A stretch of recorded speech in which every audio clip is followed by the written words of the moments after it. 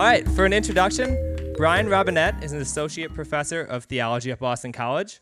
He joined the faculty in 2012, and prior to that, as our man over there said, he taught at St. Louis University for 9 years. Rumor has it that he was one of the most popular professors at SLU and now here at BC. He obtained his PhD in systematic theology from University of Notre Dame in 2003, loves music, and is married and has 2 sons. So, Professor Brian Robinette, give him a warm Agape welcome. I have a microphone.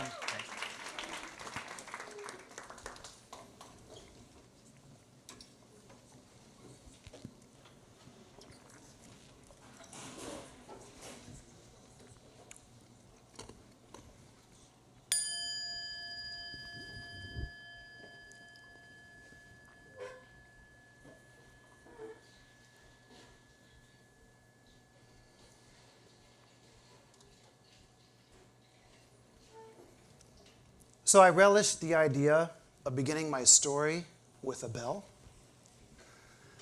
I'm going to strike it one more time, and this time, as I do, I'd like for you to close your eyes, if you would, and then to listen to the bell and see if you can mark the precise moment when you can no longer hear the bell, when it decays, and then what's following.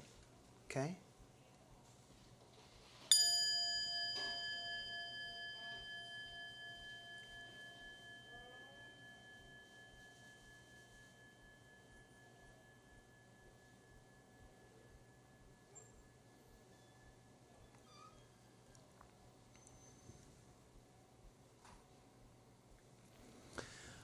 I want to have you reflect just for a moment on the quality of awareness that was involved when you were listening to the bell as it decayed. What was the kind of awareness that is invested in listening to the sound of a bell as it decays? And then what's the kind of awareness or sense of consciousness or presence that's involved when you no longer hear the bell? What's left after that? Now, I realize there was a little bit of commotion going on. There are people who are dutifully working and they need to get home. But it's an experiment to do on your own, to investigate the quality of awareness, the quality of consciousness as it follows the sound of a bell, as the bell decays and then vanishes. What's left? A big part of my story that I'm going to tell you has to do with that very phenomenon, with that very experience, that quality of awareness.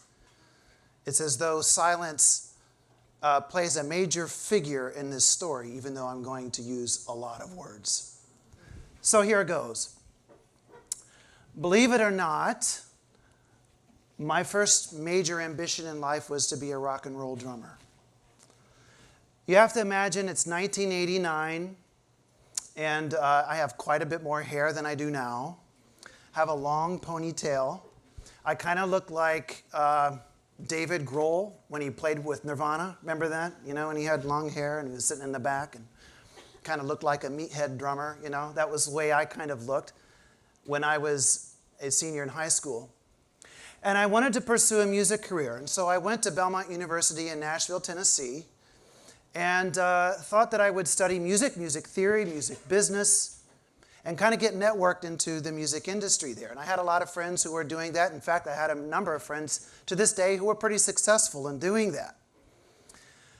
It was also kind of a good backup plan, because if you want to be a serious musician, you know, you can't just really rely on getting the gig to make money, you know. So music business was sort of the compromise that I had with my father, which was really great advice on his part.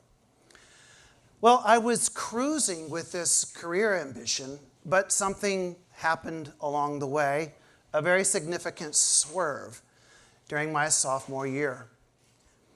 And the swerve had been brewing for a while. It wasn't exactly a swerve. I probably want to call it a crisis.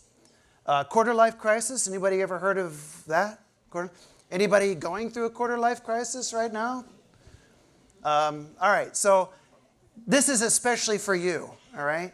How to have a quarter-life crisis and how to have it well is part of what I want to convey. Well, what was going on with this quarter-life crisis? Or I didn't have the word for it at the time, but that's what I understood it retrospectively to be. I was having very serious troubles with a sense of motivation, but more importantly, a sense of comprehensive meaning in my life. I had grown up in Anderson, Indiana, in a kind of a small town in central Indiana, in a conservative church, Pentecostal church, wonderful family, amazing network of human beings that I grew up in, but the church was pretty tight, was conservative, and I was kind of on the margins. I was interested in music. I was interested in rock and roll. Have you ever seen the movie Footloose? All right, that was kind of my life in a way. And I had experienced being somewhat ostracized by that community because of my various ambitions. So much so that I actually experienced profound alienation and began, as I was transitioning to college, to seriously question whether I had a religious faith at all, but more deeply than that, whether God existed, whether there was any sort of comprehensive meaning, whether there was a ground, an ultimate orientation to human life. And this wasn't just simply a kind of intellectual query for me. This was something that was affecting me at the level of mood, at the level of feeling, and it was very deflating, and I found myself almost entirely without gas. And so I was experiencing a kind of listlessness and boredom. But at the same time, I grew interested in people who had experienced this kind of crisis of faith, or what I might call a kind of collapse of worldview. I was very interested in people who have experienced this themselves and tried to cobble together some sort of life in the face of that.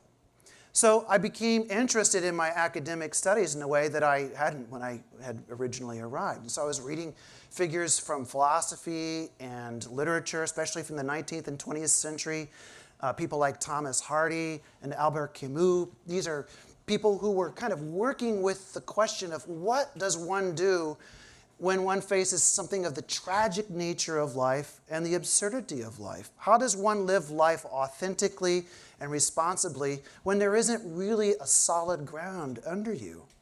You might think that this was a bit depressing, but actually, I mean, it was that. And there was a lot of anxiety and there was a lot of confusion that went with this, but was also quite liberating because I began to consider, well, what would it be like to actually construct a life in the face of this sense of void that had some richness to it, that had some purpose? Even though it didn't have comprehensive purpose, I could cobble this together. So this was very freeing. I felt the sense of courage and a kind of heroism that was involved in this. So there was some excitement. And then something else was happening. I was absolutely throttled by the fact that I could be in a classroom studying literature and talking about these sorts of things with other people. This was a survey of British literature course. I'm talking about core curriculum, right? A core course was just throttling me. And I began to think, well, maybe actually I want to pursue a life of studying literature, of studying philosophy. Maybe I wanted to be a teacher. Just couldn't believe a classroom could afford that kind of space. Well, I ended up declaring an English major. I studied some philosophy. I had pretty much, at least what I had thought at that point, had exhausted my kind of religious background. I graduated in 1994, and I got what was, at the time, just felt like a really posh job at an advertising agency. And I opted for the advertising agency not because I really wanted to write advertisements. Actually, I ended up banging my head against the wall within 3 months of doing this. But I could actually have a job writing. And I thought, well, okay, I'm going to bide my time. I'm going to try to find a way to write. Maybe I'll become a ghostwriter. Maybe I'll become a freelancer or whatever else. Maybe I'll go to graduate school at some point and study English literature. I wasn't quite sure, but this seemed like a good time for me. But something else was happening. It turns out that the quarter-life crisis that sort of erupted when I was 18 and 19 was really only getting started. And at this point, about 3 or 6 months into this job, I began to allow myself to be more fully haunted by the question of God again. I realized that I hadn't quite dealt with that.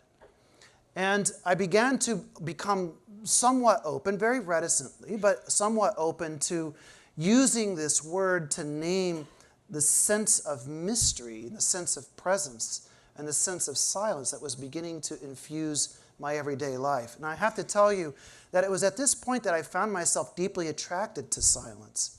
I would get up very early in the morning, around 4 o'clock in the morning, and I would try to kind of figure out how to meditate. I would read books on meditation. I visited a couple of Zen centers. I visited a Quaker meeting. So I was beginning to experiment with this and to journal, and I was having some pretty profound upheavals in my life. And so I was being lured by something. I was being formed by something, and I found myself progressively learning how to say yes, to actually fall into this, but I couldn't quite name it. And I was actually quite reticent to do so and to use some inherited language doing that. So silence. Now there's another layer to this story, and I have just simply to mention her name, Krista. This is my wife. My then girlfriend, my now wife of over 24 years. We're in our 25th year of marriage. High school sweethearts, grew up together in Anderson, Indiana, went to prom together. And when I went to Belmont University, she transferred from Indiana University and went to Belmont with me. That's quite a commitment. I don't know how many of you actually kind of went to college, came here to college with, a special person. But if you do that, you're kind of saying something important to one another, right? Okay, well, this is quite a gamble. Here we go. So we were committed. We actually had a pretty mature relationship, a great friendship, and we felt that we were in it for the long haul. And so through my changes, this sort of upheaval in college, she was there. She was shocked when I went down into the courtyard by the bell tower and exclaimed to her very excitedly, "Krista, I've changed my major." I thought she would be very excited about this because change your major from pursuing the life of music, you're going to study English, you'll be a professor, an academic. Sounds like a more responsible thing to do, That was not at all her response. Her response was, "And we are here why?" That wouldn't be the first time that would happen, actually, as it turns out. Well, after the year I graduated in 1994, we got married. And by the time that I was working in my job, she was working in the corporate world. And about 6 months into the job, as I told you, 3 to 6 months, I was beginning to feel quite unsettled. My quarter-life crisis had not yet kind of presented itself.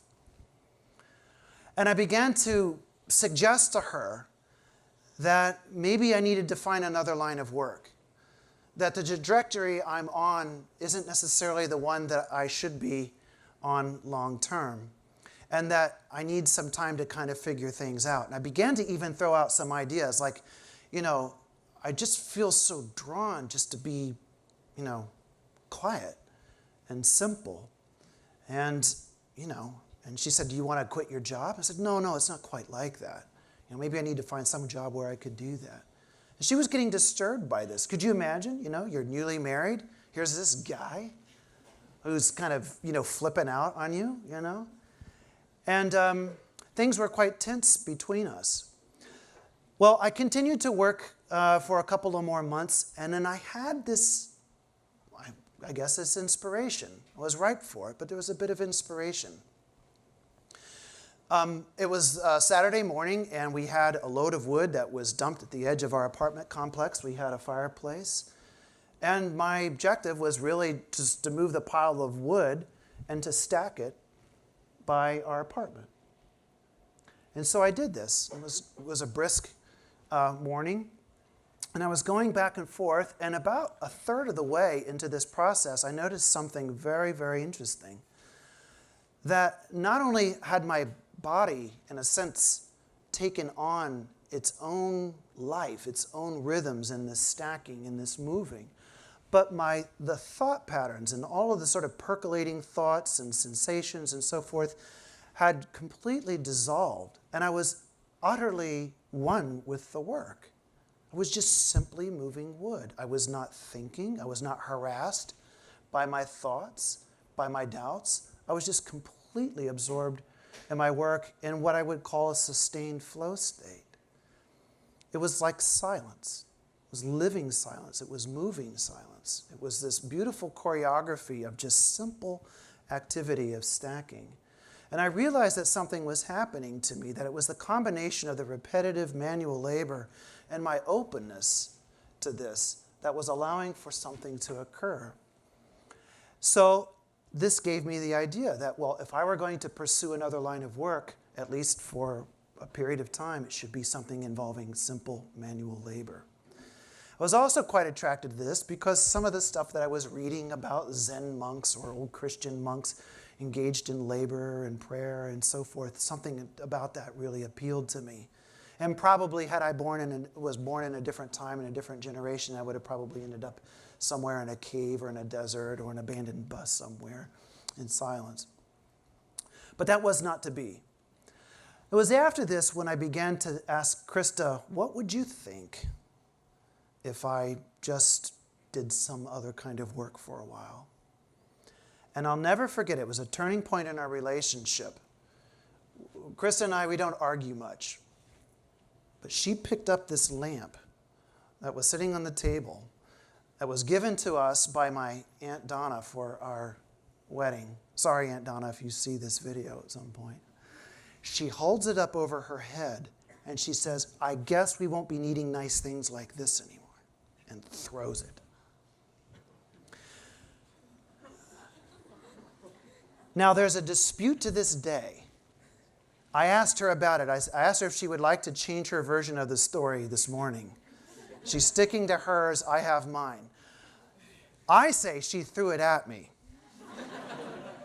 She says she dropped it.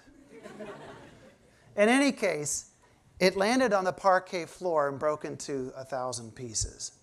And every now and again, we will argue, in a fun way about what really happened. Sort of like in A Christmas Story, where there's a dispute between a husband and wife about how that lamp broke in the front window, All right, so that was it. And the shattering of that was a deafening silence. It was a different kind of silence, of course, but it was a shocking one. And she said, I have to go to work. And she went to work. I called in sick. And I said that I will meet her for lunch. And I met her for lunch, and we ate at this restaurant, and we sat across from one another, and she said to me, after we got our water, whatever, she said, Brian, you're not happy, and we're not going to be happy if you're not going to be happy. And I don't know what to do. I will take up another job if I have to. And in the moment she said that, I just began to break down in tears. I couldn't believe that she was thinking that she would have to do something like that. But I was so moved and humbled by this gesture. I stopped her. I said, no, that's not that at all. I don't know what's going to happen, but I just have to find some other line of work. I would never ask that of you, and I just can't believe that you would offer that. And it was an amazing thing for her to do that. But she let me go in that. She not let me go from the relationship, but she let me have the space to begin to explore this and trusting that this was not going to be disastrous for a relationship, but somehow kind of consenting to this was going to allow something new in our relationship. Maybe she just felt desperate and didn't know what else to do, too. Well, that was an enormous liberation.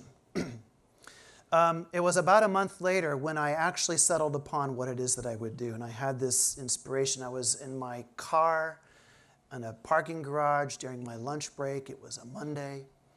And I thought, I am going to call churches because I could be reasonably assured that they're quiet, they're sacred spaces, And I'm going to try to do manual labor there with painting, janitor, I don't know, whatever. I'm going to do something. So I rushed into my office, shut the door, opened up the phone book, and started cold calling churches. And I looked under Episcopal churches because I had visited a couple of those, and that seemed, reasonably interesting to me at that time. And I knew that they were quiet places. And I didn't get very far down the list. It was alphabetized, a phone book, right? Imagine that, a phone book. All Saints, St. Anne's, St. Andrew's, St. Bartholomew's. I was down to my fourth or fifth church. And I called, and Rapalma Wilson answered the phone. And she's the office manager, and she said, "May I help you?" And I said, "My name is Brian Robinette, and I'm calling to see if you have any opportunities in your janitorial staff." Real sheepishly. This is the first time, or only the first few times I've ever asked something like this. And Rapalma said, "Well, it's very interesting that you called because earlier today we had decided in our staff meeting that we were going to hire somebody full-time, that the contract help that we're getting isn't sufficient. We needed to hire somebody full-time. Can you tell me about your experience?" And I don't know quite what I said. I mumbled a little bit, but I got to the point. I said, "Well, I don't have a lot of experience. I work in advertising right now, but I will be the best janitor you've ever had. I can learn it really quick, And I began to explain to her that what I really needed to do was something like simple labor, and that I would commit to working there for a year. That I didn't know what was beyond that, but I could commit to working, and you will have the cleanest church you've ever had. So she invited me to come in, and I had an interview with her and with Father Ian. Father Ian had this look. I had his glasses over like this, and he was looking at me, and I came in with a tie and a vest, and he began to ask me questions, so what's your background, what's your experience, and so forth. And I was fumbling. I was not doing well. Father Ian was extremely skeptical. He thought I was a bit off, which probably wasn't terribly inaccurate. Wondered what motives I may have had. And at one point, I just decided to go for broke, and I said, "Father Ian, it's like this. I just need to be a monk for a while." And he immediately responded to that. He thought, I think I see. Well, we'll talk. Rapalma and I will talk about it, and we'll get back to you. I went away thinking that I didn't get the job, but it was just a couple hours later when Rapalma called me very excitedly. She was a true believer for me. She's the one who convinced him, pushed him over the edge, and I was offered the job, and I took it. I put in my 2 weeks' notice at the advertising agency and took the job as a janitor at St. Bartholomew's Episcopal Church in Nashville, Tennessee. I cut my hair, had a buzz cut, and all I wanted to do was to work anonymously. I wanted to be a monk. I wanted to be anonymous. I wanted to mop. I wanted to sweep. I wanted to clean, and that was it. And just be, to pray, whatever that was, to be silent, to listen. And that's what I did. And I worked there for almost exactly a year. And during that time, my favorite job was mopping. I would mop on Monday mornings, and then I would mop again on Friday evenings, Friday afternoons. And usually Friday afternoons were really quiet. I would be with the mop, and the gym. They had a gym, and I would listen to the silence of the gym. And I would just sort of stroke the mop back and forth, and I would kind of pause between.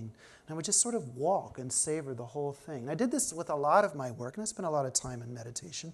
But I would just sort of kind of allow myself to enter into this very deep flow state where, in a sense, I disappear in the work and allow it to happen as it will happen. So it was very purifying. It was very energizing. And I worked there for a year. During this time, I should mention one other person. During this time, I think I had enough sense to reach out for a wisdom figure. I didn't think I should do this all on my own. I had a great companion in Krista. My parents were very supportive. I had friends who were worried but ultimately supportive. But I reached out for a wisdom figure, and I had heard about the tradition of getting some spiritual direction in the Christian tradition, but it's also in other traditions where you would have a spiritual mentor, your personal Yoda. You could go and get some advice or learn something of significance from somebody who has more experience and more deeply trained than you.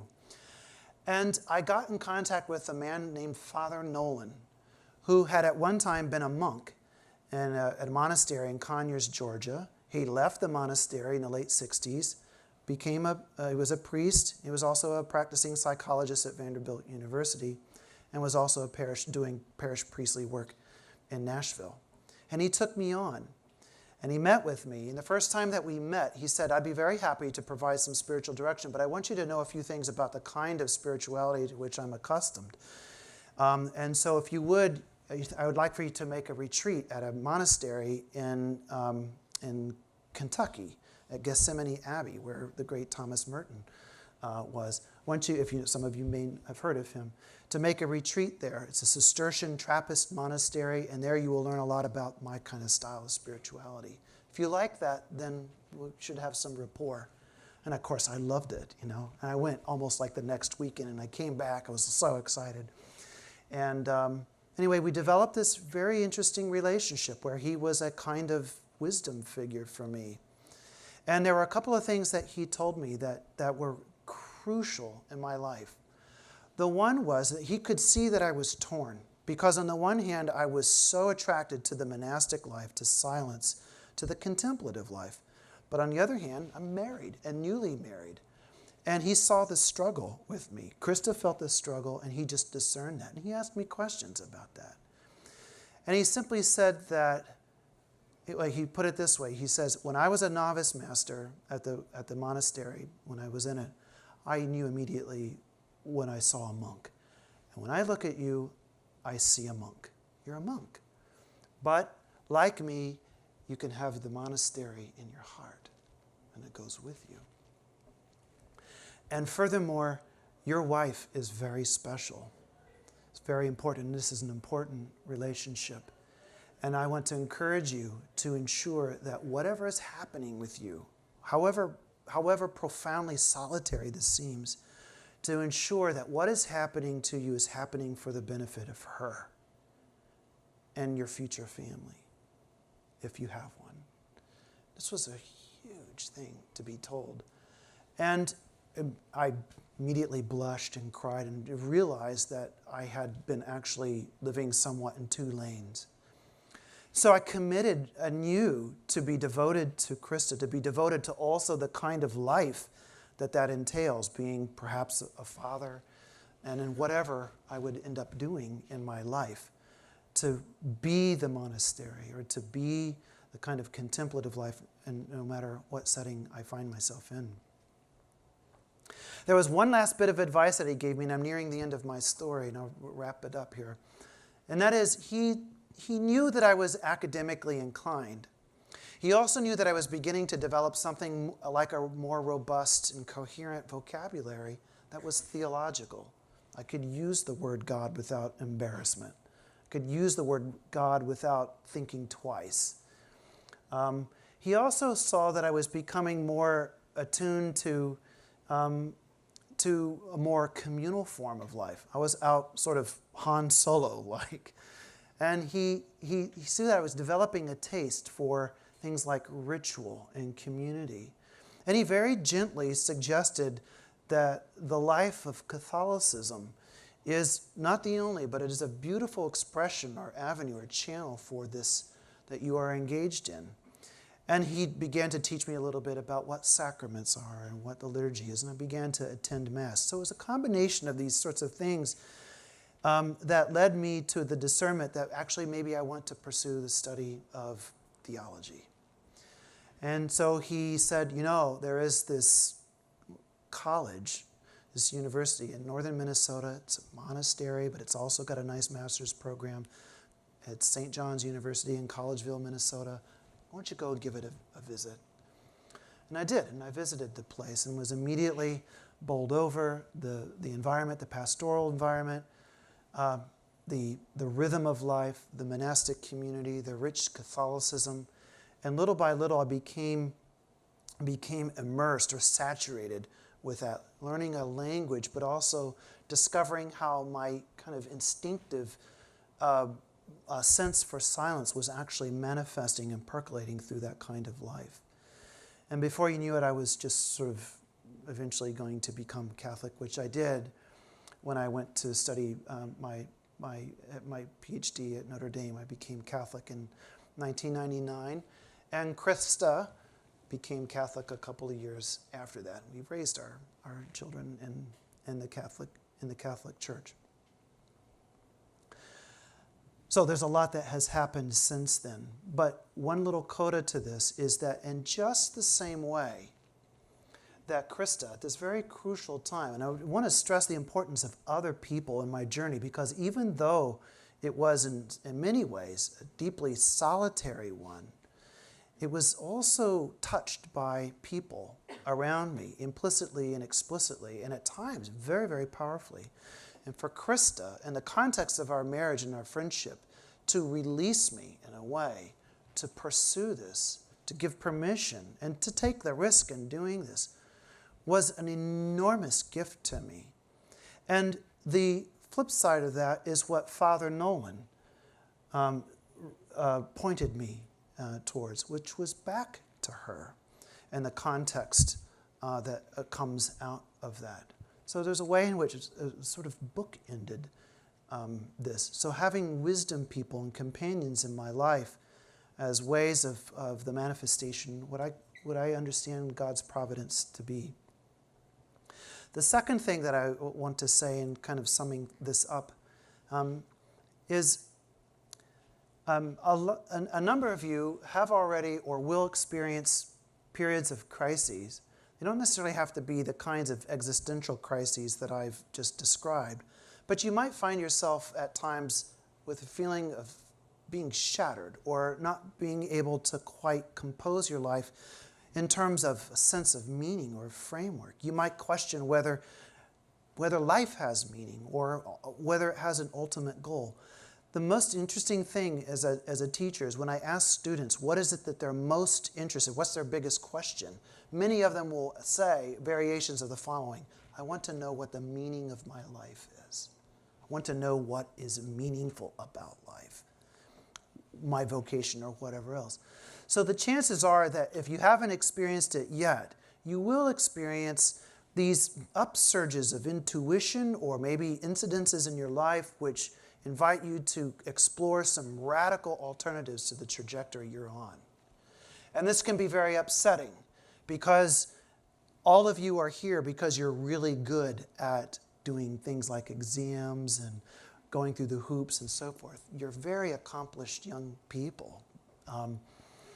And so to actually take on this kind of crisis can feel like it's going to destroy or unravel everything that you've been working towards all along. And here's what I have to say to you. Let it. Is to let that happen.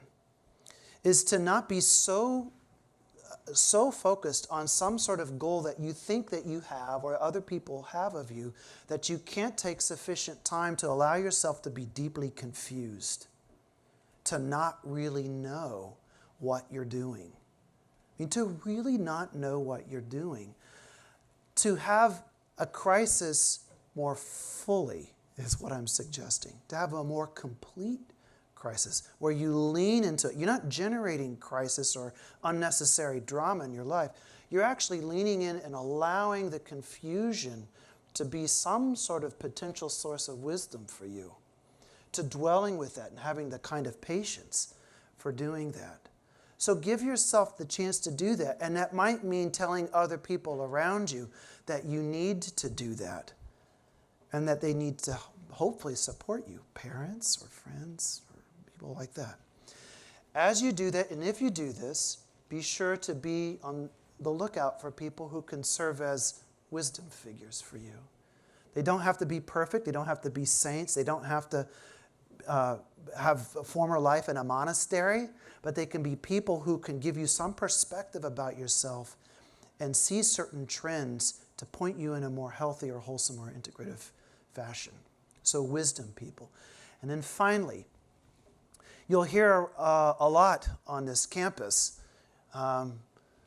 finding God in all things, right? Find God in all things, sort of the motto. I like to think about this with a bit of a variation, and that is finding God in nothing. Finding God in nothing in particular. I don't mean a negative nothing here. I don't mean sort of a blandness. What I mean is the space in between. The space between things, the space between breaths, the space between identities, the space between this thing and that thing and so forth. To actually be attuned and patient to dwell and to trust into that gracious, loving nothing is a part of not just enduring or coping times of crisis, but actually flourishing in them. So I'm going to ring the bell one more time and see if you can't trace the sound as it decays, and just hold for 2 or 3 seconds what it sounds like when you can no longer hear the bell. And let that be one of your lasting memories of my talk.